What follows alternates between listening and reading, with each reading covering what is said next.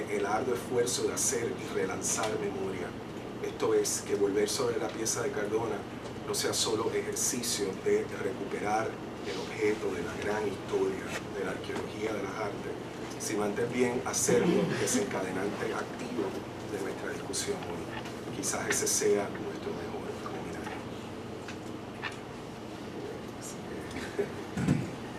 Nada, Javier, tengo que repasar esos 20 años. No sabía, son digamos solamente míos. Javier, nada, te quería proponer, como yo conozco la anécdota, una de las anécdotas que desencadenó tu reflexión de You Don't Look Like, pero a lo mejor el público no la conoce, no sabía si la querías compartir y compartirla como motivación. Te propondría también lo mismo con la pieza primera, que yo la había visto. Hay una anécdota, digo, todos sabemos que ninguna pieza se reduce en lectura a las intenciones de su autor, pero siempre es interesante escuchar las motivaciones de un artista, y ambas yo creo que tienen anécdotas particulares que no sabía si quería compartir. La primera es la introducción de una presentación en una conferencia en la Universidad de Virginia, donde me invitan a trabajar por unos cuantos días con estudiantes de teatro y danza. Y ellos me pidieron que yo tenía que hacer así como un mega lecture en un auditorio bien grande, donde iba a haber un montón de gente. Y yo para ese entonces estaba viviendo en Nueva York, yo llevo año y medio por acá, en Puerto Rico, y yo dirigía un programa de reeducación, rehabilitación en las cárceles del estado de Nueva York. Y era un proyecto que se llamaba, lo pueden googlear, un proyecto bien chévere que se llama Rehabilitation Through the Arts. Y es un proyecto que lo que busca es que las artes sean la pieza fundamental para acercar a prisioneros y a prisioneras a que a través de las artes, ¿verdad?, haya una experiencia en donde ellos puedan comunicar, trabajar algo que ellos le llaman social skills, destrezas sociales, y fue una experiencia súper fabulosa, y es una experiencia que de alguna manera cambió mi vida. Yo en esa conferencia estaba hablando de la esperanza. Algo que yo he visto en las cárceles es, y se traduce también en la calle, particularmente trabajando con poblaciones que solemos llamar en inglés at risk, cuando, ¿verdad?, un poquito raro esa cosa de at risk, cuando yo quisiera saber quién no está en riesgo. Pero pues las cosas les ponen label, ¿verdad? Tú eres así, pues se supone que tú eres así. Y entonces, label, ¿de qué yo estaba hablando? Y nada, sí, pero estaba hablando de... No, pero ¿ah?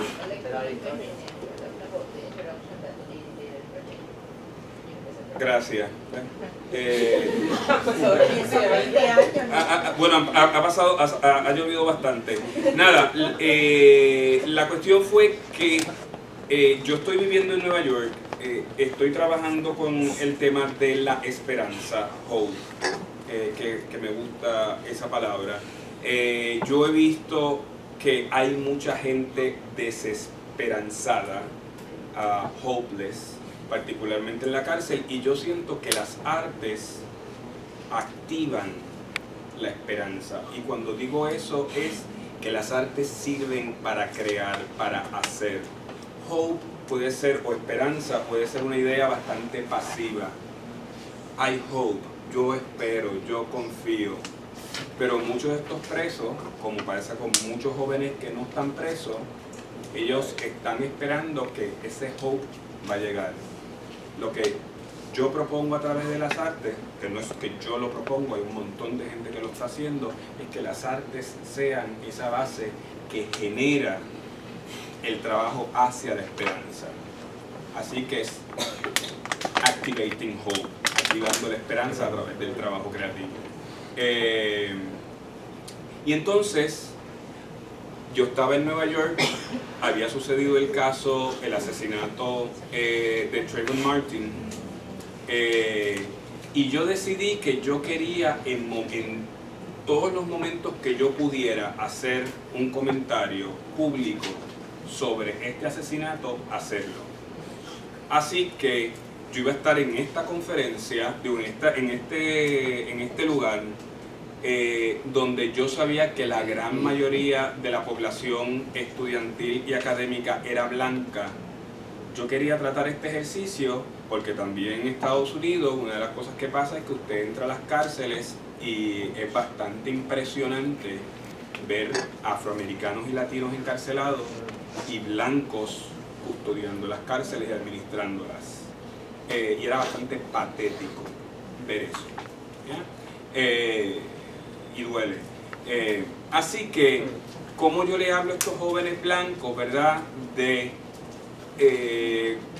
O cómo yo denuncio esto y cómo hago un comentario de raza, además de que voy a hablar sobre las cárceles y sobre esperanza, porque también esta gente que vive en las cárceles son unas personas bien particulares, con nombres y apellidos, usualmente con unos colores de piel también bastante definidos. Y entonces, pues, yo empiezo, ¿verdad?, a hacer mi investigación y empiezo a darme cuenta, lo que ustedes vieron es una introducción a esa presentación que yo llamé The Talk. Y es bien interesante porque tanto You Don't Look Like como esta pieza, los nombres vienen en inglés y no es porque yo sea bilingüe. Yo sobrevivo el inglés. Pero cuando yo estoy buscando para hacer esta introducción, se está hablando de The Talk. Y The Talk es conversaciones que están teniendo padres afroamericanos y latinos con sus adolescentes. De cómo meterle mano a la violencia institucional, particularmente, ¿verdad?, policíaca. Entonces, empiezo a leer mucha de esta información que lo que de alguna manera, en resumidas cuentas, lo que te está diciendo es: no confrontes la autoridad. Estate tranquilo, unos más sumisos, ¿verdad?, que otros. Baja la cabeza. Si estás manejando el carro, estaciona el carro, deja las manos en el guía. Todo el tiempo, que te vean, que esas manos se vean. Si entras a la tienda, si entras a la farmacia, si entras al supermercado, ten las manos fuera, no las tengas en los bolsillos. Si compraste algo, aunque se ve un poco ridículo, sal con el ticket en la mano. Esa es la conversación que ya se había dado antes, particularmente en el sur, ¿verdad? Ser pasivo, dócil, y que se empieza a generar, y ahora más interesantemente en internet, ¿no?, de cómo asesorar a jóvenes para que no terminen como Trayvon Martin. Así que yo hago esa secuencia, que no la... O sea, es una secuencia, no es como esta, yo la tuve que cambiar, y en You Don't Look Like también usamos video para algunas cosas porque yo tengo una rodilla lastimada, así que tuvimos que jugar con eso, y además este espacio no es el más chévere para moverse. Pero yo tengo los Skittles y fue bien interesante ver los estudiantes y los deans y los profesores viendo esta pieza que no entendían muy bien, porque aquí no me va a salir el invento, porque aquí mucha gente me conoce, allá nadie me conocía, yo estaba sentado entre los estudiantes y podía aparentar ser un estudiante más allí. Y entonces estaba con mi jury, medio escondidito, qué sé yo qué. Los estudiantes y mucha gente estaban un poco como: ¿qué este tipo está haciendo? Entró a escena, está bailando, está con las manos arriba todo el tiempo, las mete en el bolsillo, algo está pasando.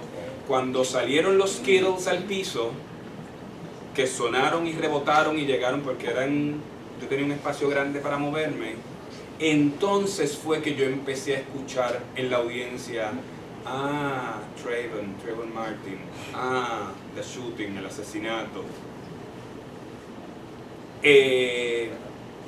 También bregando con la cuestión esta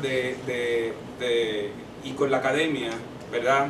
Los espacios que te dan, los espacios que tú te ganas, los espacios que tú invades. Pues yo quería también, y estos son experimentos míos, yo decidí que yo quería cambiarme en el público y que el público me ayudara a cambiarme de ropa y que a la misma vez, para yo dar mi lecture, porque me lo habían puesto así como que tenía que dar un lecture, pues yo decidí entonces, let me dress for the lecture. Déjame ponerme, y entonces fue bien bonito porque entre los corajes que uno tiene cargando esta piel también todos los días, yo estaba un poco como, aquí voy, y me van a desnudar y me van a rasgar la ropa, qué sé yo qué. Y pasó todo lo contrario. Yo no sé si es guilt trip, yo no sé si era pena, yo no sé si era solidaridad. Cuando yo les pido que me empiecen a quitar la ropa, fueron como 5 personas. Y esas 5 personas me han tocado y me han quitado esa ropa con la delicadeza más grande del mundo. Y tengo que admitir que me enterneció, porque yo estaba así y fue bien bonito. Y es una cosa bien chévere también como artista, uno, ¿verdad? Se crea yo creo que esto es lo que va a pasar, déjame probarlo, wrong. No sé, o sea, no sé qué fue, quizás tampoco puedo leerlos muy bien, pero fue bien chévere esta experiencia de ellos desvestirme. Había hasta una chica, bien graciosamente, desvistiéndome y llorando, y desvistiéndome y después vistiéndome. Interesantemente, muchos se alegran cuando me ven bien vestidito. Me puse a buscar los zapatos porque yo no puedo dar una conferencia sin zapatos. Y busqué el señor más grande que había, el señor más blanco que había, y tenía unos zapatos así. Y pues, como dicen esas cosas en el teatro, los zapatos me quedaban un poquito grandes. Pero así mismo entré y di mi lecture, y ahí se acabó. Pero yo quería hacer esa cosa aquí con un cuerpo de gente totalmente diferente y a la misma vez exponer mi cuerpo a este otro mar de gente. Así que eso, You Don't Look Like. Y lo decidí meter también porque para mí You Don't Look Like también es sobre la imagen, sobre cómo me ven, sobre cómo yo me veo, cómo me percibo. ¿En qué año fue el 2011. Y entonces que es también exponer el cuerpo, porque una cosa que pasa es cuando un cuerpo está en escena, particularmente un cuerpo con este color de piel, dice algo, o la gente empieza a leer cosas. Así que sentía que podía ser una transición chévere para You Don't Look Like. You Don't Look Like la hago porque You Don't Look Like, y eso yo lo aprendí con mi maestra Rosa Luisa Márquez, que para mí hacer arte es exorcizar, es poder soltar cosas, hablar lo que uno a veces de otras maneras no puede hacer. Se ha hablado de raza 10.500 veces, se ha hablado de amor, se ha hablado de guerra, se habla, muchos temas ya se han hablado, pero es para mí la cuestión del arte y el performance, es cómo tú coges esos distintos elementos y los pegas en una cosa y los haces particularmente interesantes. Y yo tenía una necesidad de decir, yo tenía una necesidad de comunicar y de conversar esto. Y yo tenía ya una cantera de experiencias, porque esto uno lo vive todos los días. Y entonces lo que hice fue empezar a trabajar esta pieza para decir. Así que realmente fue para yo despojarme de unas cuantas cosas. Lo otro era que fuese una pieza corta, dura 20 minutos, donde yo la pudiera mover, que fuese relativamente fácil de mover, y que después se pudiera generar una conversación después de terminada la presentación. You Don't Look Like, la primera vez que yo la hice, en Cuerpos Danzantes, es totalmente diferente a la versión original. Y lo que pasa es, más allá de los feedbacks de los amigos, fue una gran sorpresita que yo tuve. Y es, una vez yo fui a el Salvation Army buscando cosas, porque ¿verdad? A veces uno funciona, las poéticas de uno salen por props y cosas que uno ve, y apareció este espejito de Blancanieves. Y eso cambió radicalmente la pieza. Y por eso yo empiezo con esa pieza de espejito, espejito. Necesito saber si yo también soy. Y yo lo dejé ahí. La pieza, yo nunca digo negro hasta el final. Lo quería hacer así. Interesantemente, hay gente que ha escrito sobre You Don't Look Like que han cogido esa línea y me parece interesante y se han ido para abordar otros temas. ¿Ok? Y pues yo expongo mi trabajo y ustedes se llevan lo que ustedes quieran y hacen de ella lo que les da la gana. Así que yo hice You Don't Look Like, la he presentado unas cuantas veces. Ese coraje de alguna manera y esa necesidad de decir se fue. Hay otros corajes y hay otras cosas que llegan, pero cada vez que la hago siento que es bien necesario hacerla, porque aquí no se habla, y aquí no se habla muchas veces de estos temas, y digo estos temas porque son muchos dentro de uno, y hay gente que también entiende que esto está pasé. Hablar sobre negritud, hablar sobre racismo en Puerto Rico, hablar sobre raza en Puerto Rico. Pero también parte de cómo el sistema, ¿verdad?, de educación y de formación informal y formal nos hemos criado. Aquí siempre ha habido como que miremos el logo del Instituto de Cultura y sabemos que estos tres seres están felizmente contentitos. Y es la mezcla fácil, happy, más chévere que existe. Y no lo problematizamos. Y yo no vengo aquí porque a veces cuando yo hago You Don't Look Like, tengo gente que se me acerca y me dice, estoy emocionalmente sobrecogido y gracias y qué sé yo qué. Pero muchas veces aparece gente mucho más clara de piel y lo que me dice es, yo también he sufrido de discrimen. Y yo yo no hice esto para que tú me contaras tu discrimen también. Yo, haz tu pieza, yo hice mi pieza y te la estoy ofreciendo.